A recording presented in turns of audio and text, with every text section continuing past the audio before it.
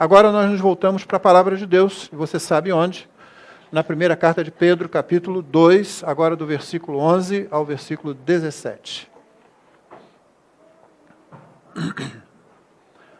Primeira carta de Pedro, capítulo 2, dando sequência à série de mensagens em 1 de Pedro, capítulo 2, versículos de 11 a 17.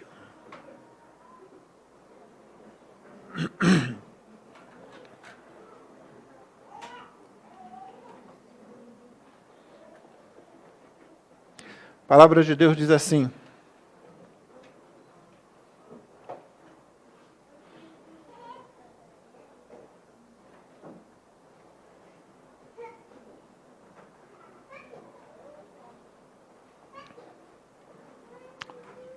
vamos ler?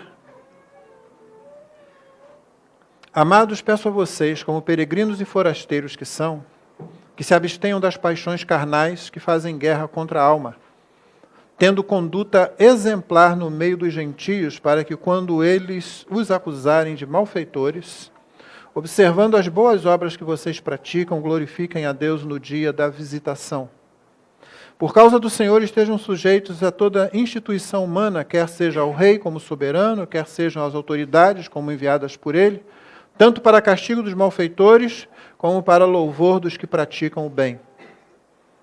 Porque assim é a vontade de Deus, que pela prática do bem vocês silenciem a ignorância dos insensatos. Como pessoas livres que são, não usem a liberdade como desculpa para fazer o mal. Pelo contrário, vivam como servos de Deus. Tratem todos com honra, amem os irmãos na fé, temam a Deus e honrem o Rei. Essa é a palavra do Senhor.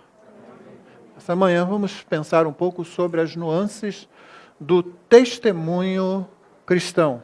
Nuances do testemunho cristão.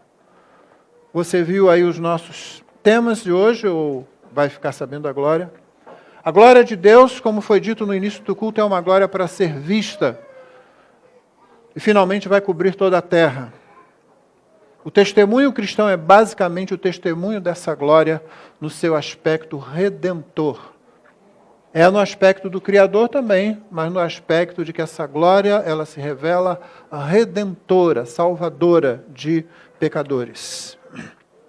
Até aqui nós vimos, irmãos, aquela questão do imperativo, do indicativo, né? Na verdade, primeiro o indicativo, depois o imperativo. Eu quero que você tenha isso em mente, porque esse é um vocabulário doutrinário, é um vocabulário teológico. Não, você não vai encontrar isso na Bíblia, você vai encontrar a realidade, não vai encontrar as palavras. E nós vimos até agora que Pedro usou tanto um como o outro, indicativo, que diz quem você é, aquilo que você é. E o imperativo, como você vive. Como vive alguém, como deve viver alguém, como tem que viver alguém, que é aquilo que você é em Cristo Jesus. E nessa primeira parte, particularmente do versículo 3 do capítulo 1 até o versículo 10 do capítulo 2, um versículo antes desse que nós começamos a ler hoje, Pedro veio falando mais do indicativo. Ele colocou alguns imperativos. Você sabe que tem 4 imperativos principais nesse primeiro trecho, mas a abordagem dele foi para, sobretudo, definir quem nós somos. Nós somos casa espiritual edificada por Deus sobre o único fundamento aceito, que é Cristo a rocha, e você já aprendeu que tanto o material como o método devem seguir a natureza desse fundamento. E assim ele instou conosco, tanto para que nós fôssemos santos, como para que nós nos amássemos, como para que nós também nos apegássemos com fervor, como um bebê que precisa do leite materno, nós nos apegássemos também a tudo que Deus colocou diante de nós para que nós crescêssemos e progredíssemos na fé. Então, apesar dos imperativos que há aqui, nessa primeira parte, ela é mais um conjunto de indicativos. A preocupação de Pedro até agora foi realmente: sejam quem vocês foram feitos para ser em Cristo Jesus. Amém? Agora ele vai para uma parte mais imperativa. Uma parte mais para dizer como nós vivemos e o que temos que viver. Isso vai desde esse versículo 11, que começa com amados, até o versículo 11 do capítulo 4. E no versículo 12 você vai ver que ele usa de novo essa palavra amados. Ele fecha o cerco aqui. 2:11 a 4:11, e ele vai dizer uma série de imperativos.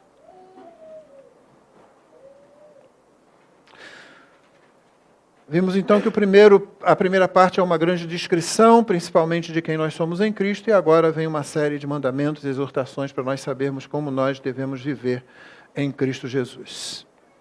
E os versículos 11 e 12 que nós vamos contemplar agora nós vamos falar sobre santidade, mas eu quero vou dividir apenas em 2 pontos essa mensagem. A primeira delas, versos 11 e 12, nós somos ovelhas no meio de lobos. Qual é o maior perigo que acontece aí? Nós somos ovelhas enviadas para o meio de lobos. Versos 11 e 12 dizem: amados, peço a vocês como peregrinos e forasteiros, que se abstenham das paixões carnais que fazem guerra contra a alma, tendo conduta exemplar no meio dos gentios, para que, quando eles os acusarem de malfeitores, observando as boas obras que vocês praticam, glorifiquem a Deus no dia da visitação. Santidade, irmãos, é requerida daqueles que são santos. No capítulo 1, verso 15 e 16, Pedro já havia falado que nós devemos ser santos, porque chamamos a Deus de santo.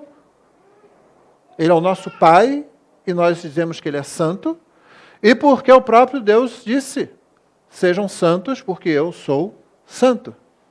Santidade cai bem aos santos, aos que foram separados por Cristo do restante da humanidade. Eles também devem viver de uma forma diferente, de uma forma santa. Quero lembrar, a santidade é o seu habitat natural, agora que você foi salvo.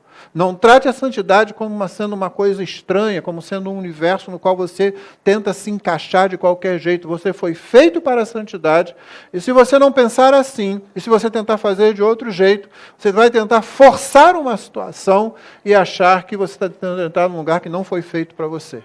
Vamos nos lembrar que sem santificação ninguém verá o Senhor. Você verá o Senhor. Santificação é o seu ambiente propício. Nós somos peregrinos e forasteiros aqui. Nós habitamos num país enquanto aguardamos o nosso verdadeiro país, o nosso verdadeiro lar. Ou seja, nossa identidade está vinculada a outro país, a outra pátria. Filipenses 3:20, você talvez conheça ou se lembre. Paulo diz: pois a nossa pátria está nos céus, de onde também aguardamos o Salvador, o nosso Senhor Jesus Cristo. Nossa pátria está em outro lugar. Nossa pátria não está aqui. Você é peregrino, é forasteiro, ou se você quiser usar a minha nomenclatura, você é esquizofrênico. Você pertence a 2 nações completamente diferentes. Enquanto você caminha aqui como um cidadão brasileiro ou cidadão de qualquer outro país, você é cidadão dos céus e você anseia por aquela pátria. Você aguarda aquela pátria. Você aguarda o Senhor vir buscar para que você viva no estado eterno. Só então nós teremos céu na terra. Novos céus e nova terra, aonde habita a justiça. Esses que são santos, então, são referenciados não pelo que está aqui, mas pelo que está na nossa pátria celestial. Além disso, nossas armas e ferramentas serão diferentes também. As nossas armas e ferramentas de jornada, elas são diferentes das usadas pelo mundo. Lembra? Nós somos ovelhas enviadas para o meio dos lobos. Estamos tentando identificar o maior perigo aqui. Bom, Paulo diz em 2 Coríntios 10 que as nossas ferramentas, as nossas armas nessa jornada são diferentes daquelas usadas pelo mundo. Ele diz nos versos 3 a 5, porque, embora andemos na carne, sim, você anda na carne, no sentido de que você está nesse corpo físico e deste lado de cada ressurreição, nós não lutamos segundo a carne, nós não utilizamos das capacidades humanas na nossa luta, nessa jornada como peregrinos e forasteiros.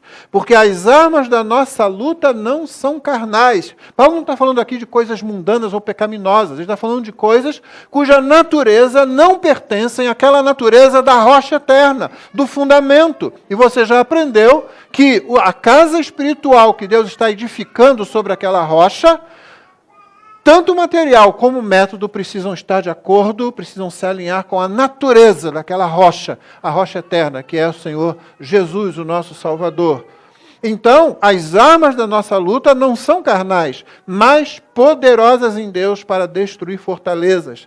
Destruímos raciocínios falaciosos e toda arrogância que se levanta contra o conhecimento de Deus. Levamos cativo todo pensamento à obediência de Cristo. Nossas armas são outras, nossas ferramentas são outras. Você não quer convencer pessoas a viverem como você. Você quer levar o pensamento dessa pessoa cativo a Cristo Jesus, assim como o seu pensamento, como o meu pensamento, foram levados também cativos a Cristo Jesus. Toda vez que você olha para alguém, tem em mente, você está olhando para ossos secos, que só poderão ser vivificados se o Senhor soprar sobre eles o Espírito Santo. O seu Espírito hoje é soprado quando profetas como eu e você abrimos a nossa boca, pregamos o Evangelho e o Senhor se agrada de fazer com que aqueles ossos secos se levantem. As armas da nossa luta não são capacidades humanas, não são estratégias humanas, são poderosas em Deus. E o objetivo é levar todo o raciocínio cativo, todo o pensamento cativo à obediência de Cristo. Terceiro, nossos inimigos também não são os inimigos apontados geralmente pelo mundo. Nossos inimigos também são diferentes dos apontados pelos conceitos mundanos. São três, basicamente. No versículo 11, Pedro aponta um deles. Amados, peço a vocês, como peregrinos e forasteiros que são, que se abstenham das paixões carnais que fazem guerra contra a alma. As paixões carnais aqui devem ser vistas dentro desse contexto. Sim, elas podem abarcar outros tipos de paixões ou de desejos carnais, mas elas devem ser olhadas dentro do contexto. Vamos repetir? Fala para o seu irmão aí do seu lado. Fala para o seu irmão aí do lado que eu vou dizer, olha para ele. Como é que tu vai falar olhando para mim? Texto sem contexto é pretexto. Vocês são muito ruins mesmo nesse negócio.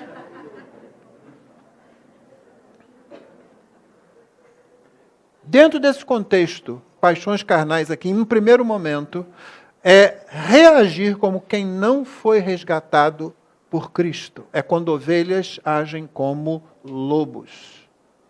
É possível que Pedro esteja corrigindo a tendência ou atitude de alguns que, sendo tratados injustamente porque são cristãos, acham que devem reagir agora de uma forma também veemente, devem se defender, mesmo se tiverem que, para isso, usar a força. Pedro está dizendo, não é assim que nós fazemos, nós somos ovelhas enviadas para o meio de lobos. O maior perigo que enfrentamos é começarmos a agir como lobos. O primeiro inimigo que nós temos é justamente o pecado que habita em nós e que se manifesta nas paixões da nossa pecaminosidade, nos desejos da nossa pecaminosidade.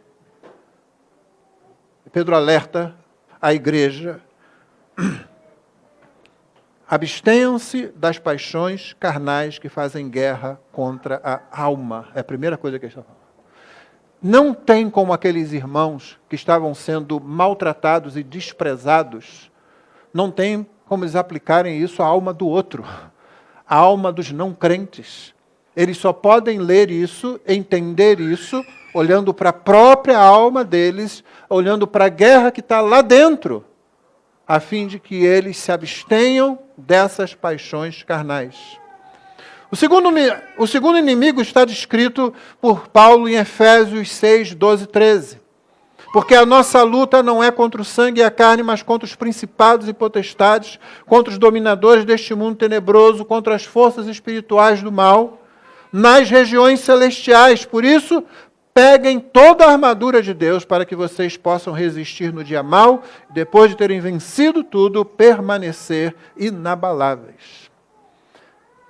Principados e potestades, demônios que estão à nossa volta e que querem nos destruir, esses inimigos querem desviar você da obediência à Escritura, trocando as suas armas por armas mundanas. Esse é o grande plano do diabo para você, viu? Você não precisa ir a nenhuma igreja que faça entrevista com demônio para descobrir, não. O grande plano dele é esse, é fazer com que você mude as suas armas, com que você ache que há armas melhores do que as que o Senhor apresenta na palavra, e que você abandone, se afaste da obediência ao Senhor, se tornando assim uma ovelha que começa a ter garras, que começa a ter caninos, que começa a reganhar a boca. O diabo e seus demônios têm essa intenção. Eles podem fazer isso de diversas formas. Uma das principais formas é colocando-se no púlpito. Paulo diz a Timóteo que haverá pessoas no final, e o final é desde a época de Paulo até quando Cristo voltar. Paulo diz que haverá pessoas que vão dar ouvidos a espíritos enganadores, a doutrinas de demônios. Isso não é fora da igreja, isso é dentro da igreja. É por isso que você é um guardador de doutrina. Não somente os pastores da igreja. Você é responsável pela doutrina da sua igreja também. Terceiro, em 1 de João 2, 15 a 17, o terceiro inimigo se revela, é o mundo. É preciso ter uma visão correta do que o mundo é. Lá o apóstolo João diz, não amem o mundo, nem as coisas que há no mundo. Se alguém amar o mundo, o amor do Pai não está nele. Porque tudo que há no mundo, os desejos da carne, os desejos dos olhos, a soberba da vida, não procede do Pai, mas procede do mundo. O mundo passa bem como os seus desejos, mas aquele que faz a vontade de Deus permanece para sempre. Esse inimigo, ele quer atrair você, desencorajar você nessa jornada, seja pela sedução, seja pela intimidação. As duas formas principais do mundo agir com o crente. Ou ele quer seduzir você e atrair você, ou ele quer intimidar você, talvez pela violência, pela ameaça, pela marginalização. Esses são três inimigos que nós temos. Nós somos peregrinos e forasteiros chamados para ser santos neste mundo, e as coisas com a gente, elas são bem diferentes. Seu referencial não está aqui, suas armas, seu modo de fazer as coisas não estão aqui, seus inimigos não são os inimigos que muita gente vai apontar para você. Não perca tempo orando contra homens. Gaste tempo mortificando o seu pecado. Isso não quer dizer que você não possa orar contra atitudes humanas, não, irmãos. Os salmos imprecatórios não estão na Bíblia à toa, não. Mas antes disso, lute contra aquele inimigo que está dentro de você, o pecado. E tenha em mente que o que o diabo quer, acima de tudo, não importa como ele se aproxime, é fazer com que você abandone a obediência à palavra de Deus, enquanto o mundo tenta seduzir e tenta intimidar você. Por último, nosso modo de combate e de vitória está sempre ligado à obediência de Cristo, não a sentimentos de adequação à vida cristã. O nosso modo de combate, o modo de obter vitória, estão ligados à obediência à palavra de Cristo. Versículo 11, preste aí atenção, amados, peço a vocês, como peregrinos e forasteiros que são, que se abstenham das paixões carnais que fazem guerra contra a alma, tendo conduta exemplar no meio dos gentios. Percebamos o seguinte, Pedro diz, peço, Pedro diz que se abstenham, Pedro diz, tendo conduta exemplar. Note o seguinte, o modo da gente se abster das paixões carnais não é guardando ou aguardando algum sentimento de santidade. Eu preciso de me sentir santo, eu preciso ter força de vontade, eu preciso sentir desejo dentro de mim para combater os desejos carnais, as paixões carnais, para poder me abster delas. Não! Pedro deixa bem claro, tendo conduta exemplar no meio dos gentios. O modo de se abster não é aguardando esse tipo de sentimento, mas obedecendo à ordem de Cristo de viver uma conduta exemplar.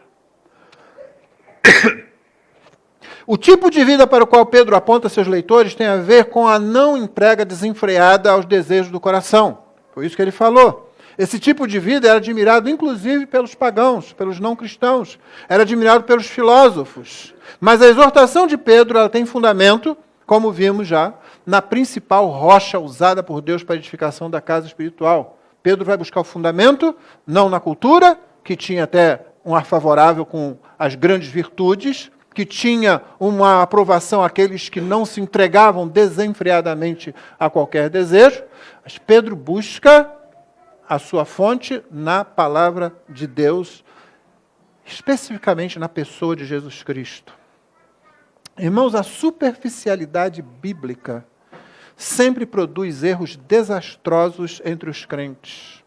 Construir com matéria e métodos que não acompanham a natureza da rocha eterna será sempre um motivo de ruína na vida cristã.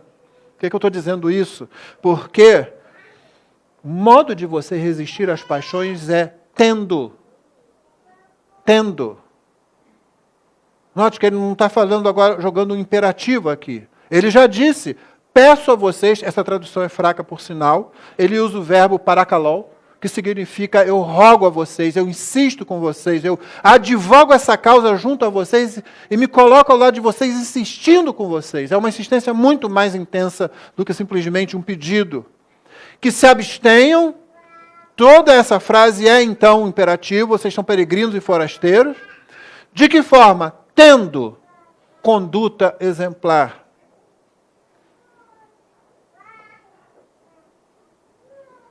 Obedecendo aquilo que o Senhor ordenou.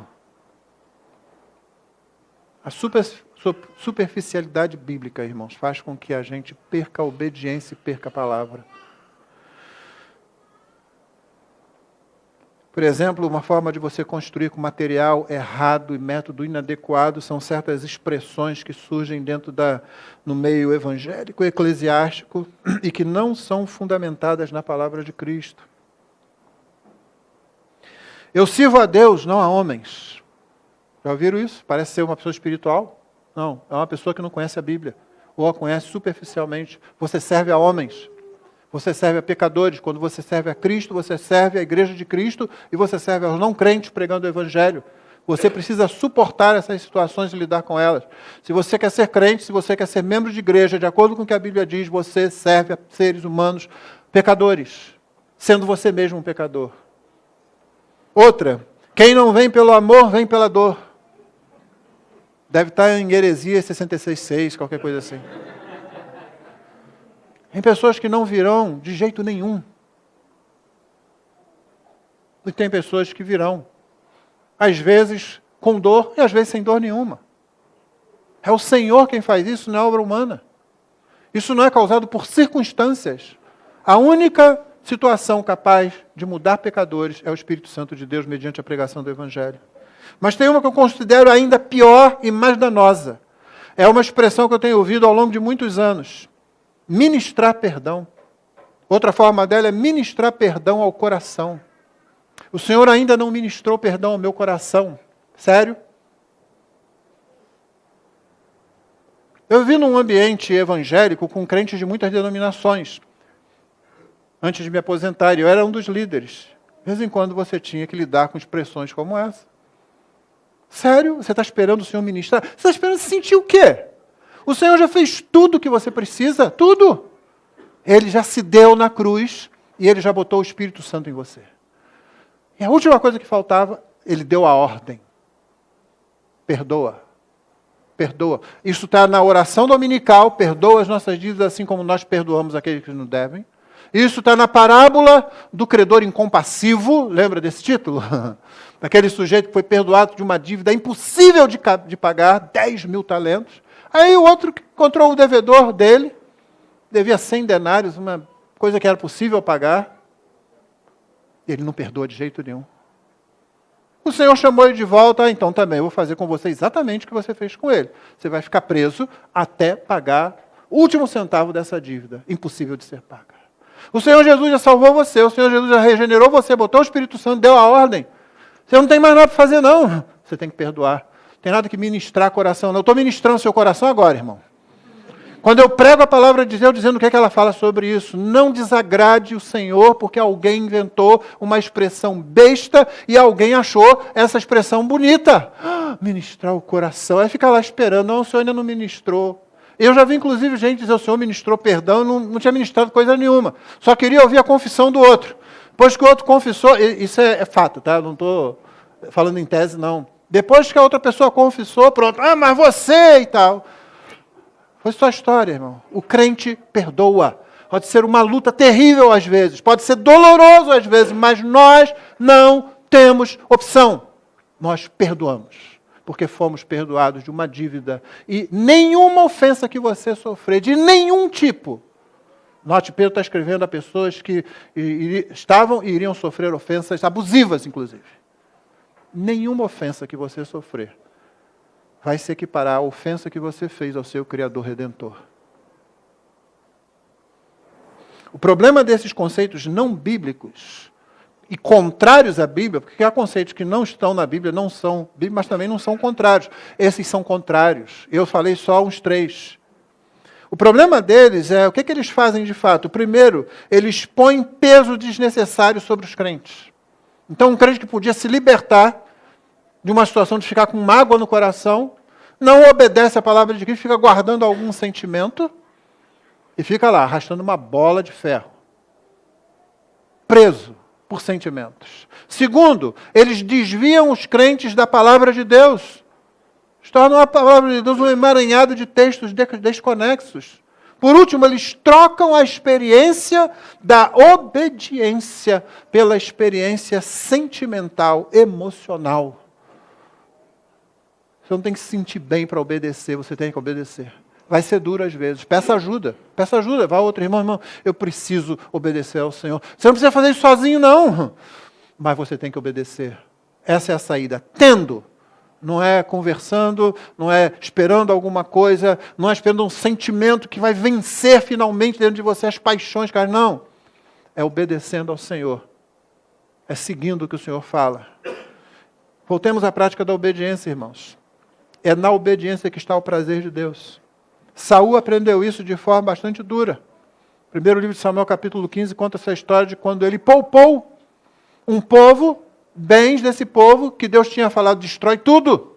Samuel chegou lá, ouviu as ovelhas balindo, as vacas mugindo.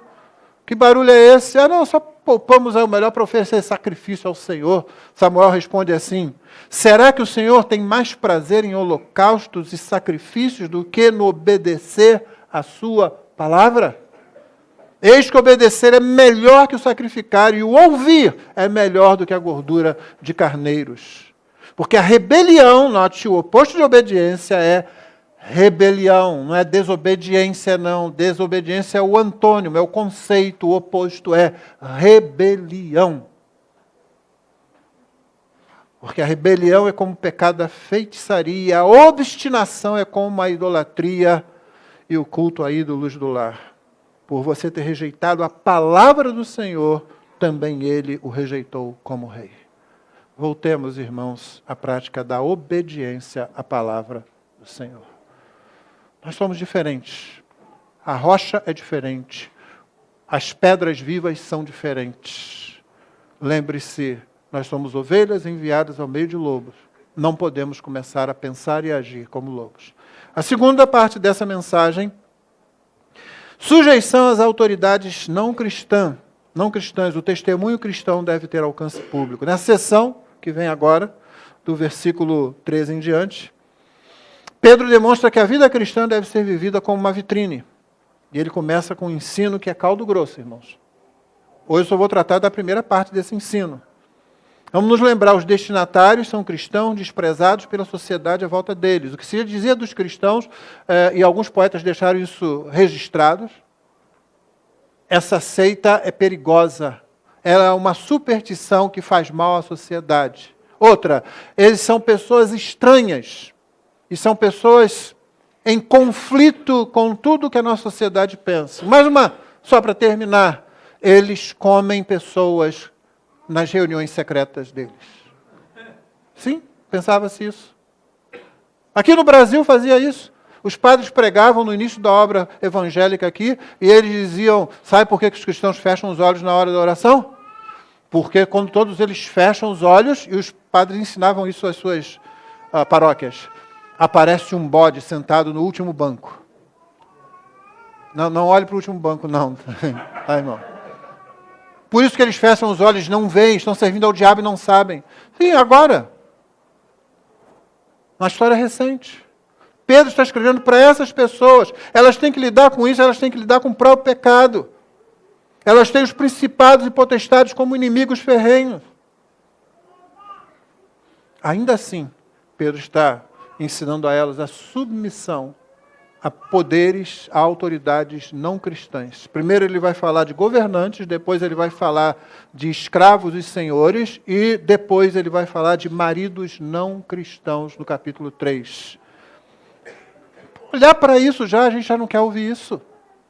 Eu vou ser sujeito a pessoas, a instituições não cristãs, a um marido não cristão, a um senhor de escravos não cristão. Pedro está dizendo, mas vamos por partes, vamos começar onde ele começou. Vamos conferir a atitude, a questão da autoridade, tanto na vida de... Aliás, a gente precisa fazer isso, você precisa conferir o ensino apostólico na vida do apóstolo também, para você ver que ele vive exatamente aquilo. Atos 23, 1 a 5, nós vemos a atitude de Paulo, por exemplo, diante da autoridade. Paulo, fixando os olhos no Sinédrio, aquele mesmo tribunal eclesiástico, religioso e civil dos judeus que havia condenado Jesus, disse: meus irmãos, tenho vivido até o dia de hoje com a consciência limpa diante de Deus. Mas Ananias, o sumo sacerdote, mandou aos que estavam perto de Paulo que lhe batessem na boca. Então Paulo lhe disse: Deus há de ferir você, parede branqueada. Você está aí sentado para me julgar de acordo com a lei e contra a lei ordena que eu seja agredido? Os que estavam ali perto perguntaram a Paulo: você está insultando o sumo sacerdote de Deus? Paulo respondeu: eu não sabia, irmãos, que ele é o sumo sacerdote. Porque está escrito: não fale mal de uma autoridade do seu povo. Aqui Paulo cita Êxodo 22, 28. Paulo conhecia a palavra de Deus.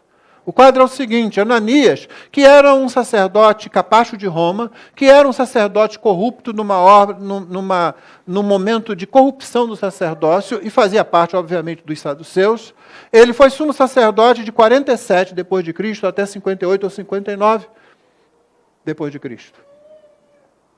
E ele era corrupto. Ele estava sentado lá numa cadeira, mas não estava com as vestes sacerdotais. Então Paulo não sabia que ele era o sumo sacerdote. E ele faz exatamente o que Paulo disse. Contra a lei, que deveria ser usada para julgar Paulo, ele manda bater em Paulo. A lei proibia que você fizesse isso. E aí Paulo chama ele de parede branqueada. Não é uma expressão estranha a escritura. É alguma coisa que parece uma coisa, mas é outra. É alguma coisa que se você apoiar nela pensando que ela é consistente, você vai passar e vai cair. Ela é vazia, ela é oca por dentro, ela não tem sustentação própria. Ela é hipócrita, ela é falsa. Mas Paulo é advertido. E vai acontecer isso, meus irmãos, com a gente também. Você está insultando a autoridade? Como você faz isso com a autoridade de Deus? A forma mais clássica comum de acontecer nas igrejas é: não toque no... Eu apontei para mim, você devia no pastor. Na escritura, ungido seria o povo da antiga aliança. Mas era uma forma. Você vai falar contra o pastor? Vai. Se o pastor começa a pregar o que não está na Bíblia, é para você se levantar e falar. Estamos na escola dominical aqui, exponha-se. Você não pode pregar isso, não está na palavra de Deus. Não é isso que a nossa igreja crê. Não é você quem determina o que a igreja crê. É a palavra de Deus.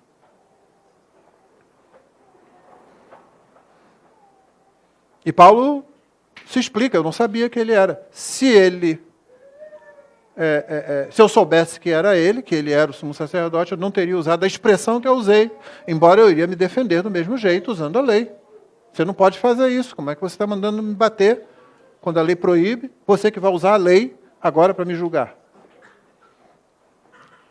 O próprio Pedro, em Atos 4, 18 a 20, eles também estavam diante do Sinédrio. Chamando-os, ordenaram-lhes que de modo nenhum falassem nem ensinassem no nome de Jesus. Mas Pedro e João responderam: os senhores mesmo julguem se é justo diante de Deus ouvirmos antes aos senhores do que a Deus. Pois não podemos deixar de falar das coisas que vimos e ouvimos. Pedro aqui está muito mais comedido, não é? Aquele lance de ter arrancado a espada lá e cortado a orelha do servo do sumo sacerdote deve ter ensinado para ele, né? Ainda mais que Jesus deu uma corrigenda feia, né? Ô Pedro, peraí, primeiro deixa eu consertar a bobagem que você fez. Aí vai lá e coloca e cura a orelha do rapaz, né? Ele deve ter aprendido, né?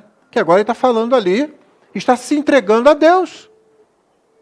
Ele está dizendo, olha, desculpe, não dá para a gente obedecer isso aí. Aliás, ele não pediu desculpa não, tá? A desculpa eu coloquei, é o modo da gente falar aqui, né? Mas ele disse, não, eu não vou parar de fazer isso.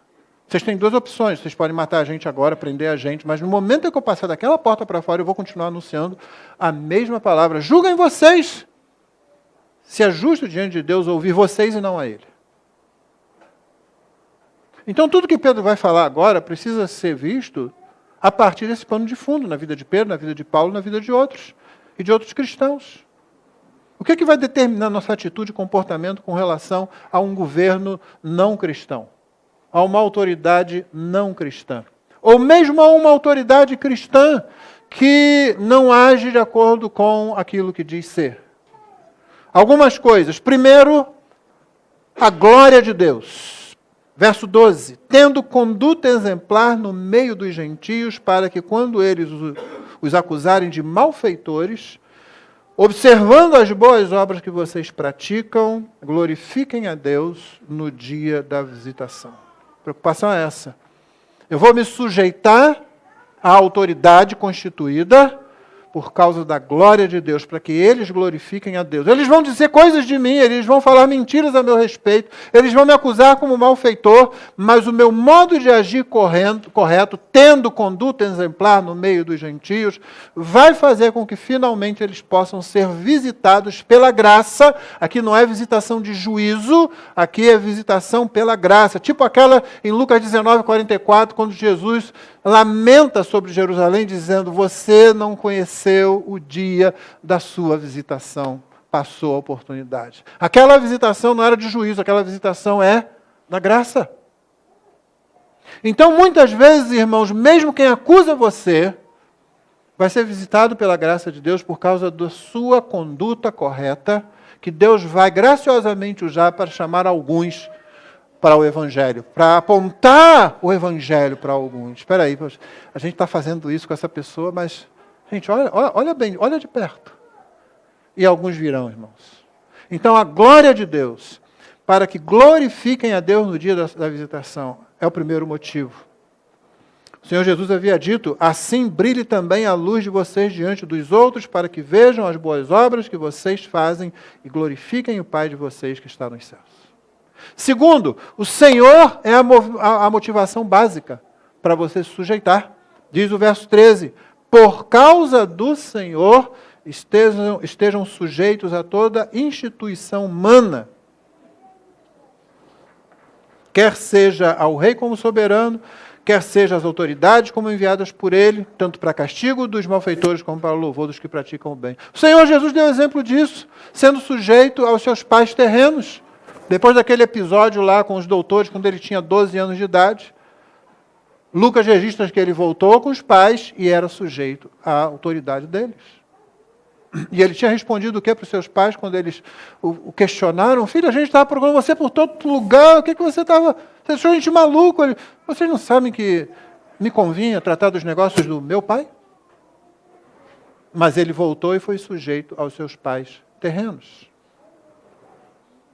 E o Senhor é a base disso. Pedro disse, por causa do Senhor. Eu disse que os argumentos de Pedro não são tirados da sociedade, nem da filosofia, são tirados principalmente do próprio Senhor Jesus e do ensino dele. Terceiro, a vontade de Deus. Sim, nos sujeitamos às autoridades por causa da vontade de Deus. Porque assim, verso 15, porque assim é a vontade de Deus, que pela prática do bem, vocês silenciem a ignorância dos insensatos. Por que você segue a lei? Porque é a vontade de Deus. A glória do Senhor, o Senhor é a própria motivação, a vontade de Deus, é que você, praticando o bem, silencie os ignorantes. Quando eles chegarem mais perto, eles poderão ver. Eles podem não querer ver, eles podem não querer admitir, mas eles poderão ver. 4, Verso 16, como pessoas livres que são, não usem a liberdade como desculpa para o mal. Pelo contrário, vivam como servos de Deus. Quarto é o senhorio divino. Nós somos servos do Senhor. E há um motivo para nós nos sujeitarmos às autoridades constituídas, porque nós somos servos do Senhor. Pedro fecha com um resumo geral da atitude do cristão, no verso 17. Tratem todos com honra, amem os irmãos na fé, temam a Deus, honrem o rei. Eu sei que você está aí olhando para mim, pensando, peraí, pastor, é só isso? Sim, basicamente é só isso. Obviamente temos dificuldades aqui. Temos dificuldades. Se você está aqui nessa igreja há algum tempo e se você prestou atenção em tudo que você ouviu nas pregações e no ensino dessa igreja, você sabe, e você viu isso na vida de Paulo, e você viu isso na vida de Pedro, que há um limite para toda autoridade. Esse limite não é o que a sua cabeça pensa. Esse limite não é como você se sente a respeito de alguma coisa. Pedro disse, vocês serão injustiçados. Ele vai repetir isso ainda mais, na parte dos servos. Veja, relacionamento entre senhor e escravo. E ele vai falar sobre Cristo, inclusive. Vocês vão ser injustiçados. Ainda assim, é por causa do Senhor. É por causa da glória dEle. É por causa da vontade dEle. Que vocês vão se sujeitar a toda instituição humana. Tanto ao rei, ou ao imperador. Algumas traduções colocam imperador. Como as autoridades enviadas pelo rei. Para punição de quem faz a coisa errada e para louvor de quem faz a coisa certa. Mas temos dificuldades, porque você sabe que a corrupção está em todo lugar. Às vezes é fácil ser cristão quando o governo ele é mais justo, mais equilibrado.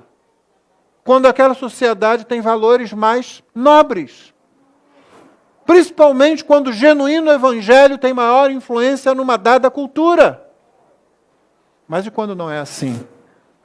Salmo 11:3 tem uma pergunta interessante. Aliás, todo Salmo 11 está levantando essa questão e dizendo, olha, o Senhor vai julgar essas coisas. Mas o salmista é sensível o suficiente para perguntar no versículo 3. Ora, se forem destruídos os fundamentos, que poderá fazer o justo? Você fica numa situação difícil. Nós estamos vendo isso no Brasil. Nós temos um judiciário que é questionado no mundo todo. Eu já passei por aqui pela dificuldade de ter que falar essas coisas, tem gente querendo que eu não fale. O pastor está falando sobre isso. Sim, a igreja é política. Põe isso na cabeça de uma vez por todas. Nós já somos embaixadores de um outro reino aqui. A igreja não é apolítica. Nós apontamos erros, nós apontamos injustiças quando pregamos o Evangelho. A igreja não é partidária. Faz a diferença, não sabe? Você está envolvido na política, não tem como. Mas a igreja não defende partido A ou partido B. Candidato A ou candidato B. Quando são destruídos os fundamentos, você fica numa situação difícil, irmão. E você vai ser tentado a agir como lobo. Tome cuidado com isso. As tentações são muito fortes.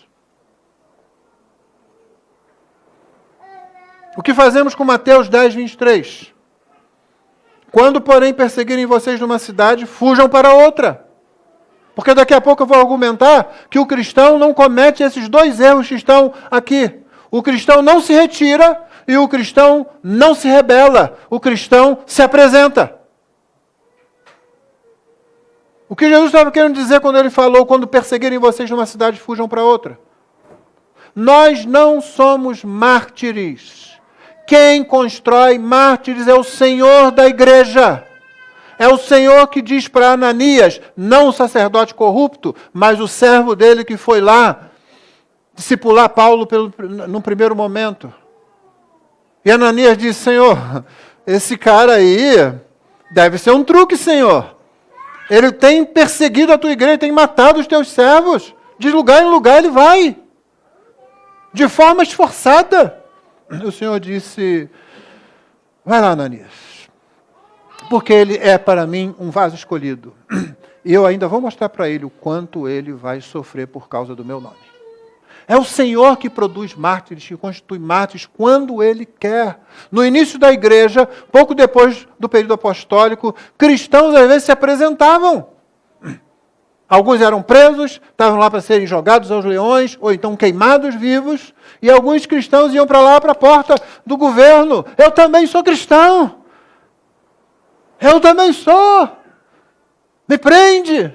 E os líderes da igreja tiveram que chamar e dizer, isso é pecado. Se você for levado, dê o seu testemunho. Sofra, se isso for requerido de você pelo Senhor. Mas você não se apresenta para ser mártir, você se apresenta para ser testemunha. E o interessante é que a palavra grega significa exatamente isso. Porque o martírio é uma forma de testemunho, mas não é uma forma de testemunho ordenado. O Senhor não disse, vão por todo mundo e morram pelo Evangelho. O Senhor disse, vão por todo mundo e façam discípulos. Pregam o Evangelho a toda criatura. Nós nos apresentamos. Porque o Senhor Jesus, então, disse, se perseguir aqui, você não fica esperando. Você vai para outra cidade fazer exatamente o que você estava fazendo. Você não se apresenta aqui, olha, eu sou crente também. Morre, pelo menos uma testemunha do Senhor agora. É o Senhor quem decide isso. Você vê que a situação está difícil, você vai para outro lugar e lá você vai fazer a mesma coisa. Houve momentos e há momentos hoje em que é muito difícil para a igreja. Meu irmão, o Jonathan Leeman diz num dos seus livros, o livro sobre membresia da igreja, que se tem alguém que conhece o poder, o terror e a força de uma membresia consciente bíblica, é o Estado totalitário. O Estado sabe como crentes conscientes são difíceis de serem curvados. O Estado teme o cristão consciente. Não é à toa que nós estamos vivendo um Estado anticristão no Brasil. Não seja ingênuo. O nosso governo federal, governos estaduais, inclusive o legislativo em grande parte, visam a fé cristã, está aí para todo mundo ver, está com declarações dessas pessoas. Você acha que eu não vou falar disso para o meu rebanho? Que eu vou ficar caladinho aqui? Não vou pregar o Evangelho, pastor. Estou pregando o Evangelho. Porque daqui a pouco isso vai bater na sua porta. Vai arrastar seu filho para longe de você. Vai dizer, você não pode educar o seu filho na sua fé. E os tolos que votaram nesse homem que está aí. Não que a gente tivesse muitas boas opções. Vamos ficar lá, e agora? O que é que eu faço? O que é que eu faço? Você deu força para isso! Nós não vivemos mais debaixo do império, nós vivemos uma democracia. Você olha à frente, você vê o que é que vem lá. E, meus irmãos, não tenho nenhuma esperança e nem nunca vou lutar por isso. Gostei muito do que o Evgeny Barmusk, aquele pastor russo, pastoreando em Moscou, você imagina lá a luta da igreja dele, que ele disse numa conversa, ele falou, eu não morro pela democracia, eu morro pelo Evangelho. Pelo Evangelho eu estou disposto a morrer. Eu também não quero morrer por democracia, não. Mas a gente usa as ferramentas democráticas enquanto elas estiverem aí, mesmo mascaradas, mesmo danificadas, é o que a gente tem. A gente não tem ilusão, vamos ter um Estado cristão, um presidente cristão, ou inclinado à fé cristã, que vai melhorar para a igreja. A igreja nunca dependeu disso, a igreja não persegue isso, a igreja já tem um Senhor, já tem um governante, e nós vamos obedecer a esse governante. E se ele então quiser o martírio, é com ele.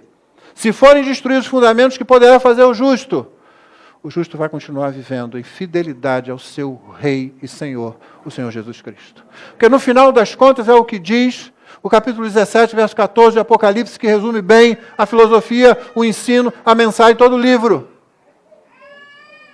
Pelejarão eles, os reis da terra, contra o Cordeiro. E o Cordeiro os vencerá, porque ele é Rei dos reis e Senhor dos senhores. Vencerão com eles os chamados, eleitos e fiéis que andam com ele.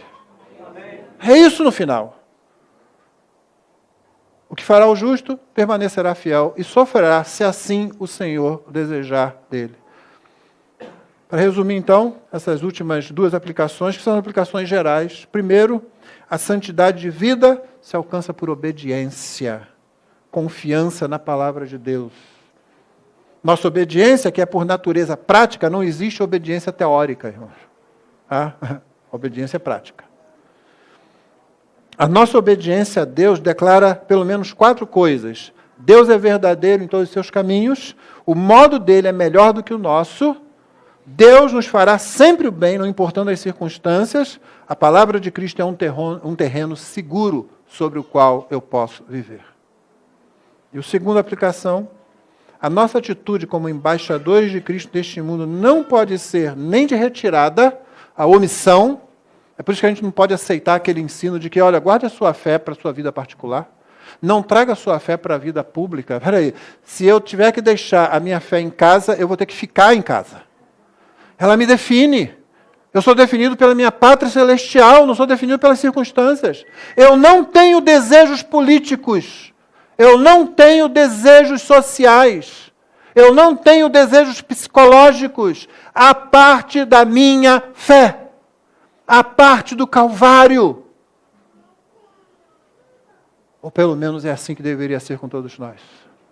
Quando nós começamos a nos separar, a separar a nossa vida, a esquartejar a nossa vida, parte aqui para... Não, aqui eu sou crente na igreja, aqui eu sou militante político. Não existe isso. Você é a pedra viva sobre aquela rocha. Você não pode mudar de natureza se estiver aqui, se estiver lá, se estiver acolá. Nossa atitude como embaixadores de Cristo nesse mundo não pode ser nem de retirada, nem de rebelião, mas de apresentação da mensagem do nosso Rei. Essa é a palavra do Senhor, que o Senhor nos abençoe. Vamos ficar de pé, irmãos.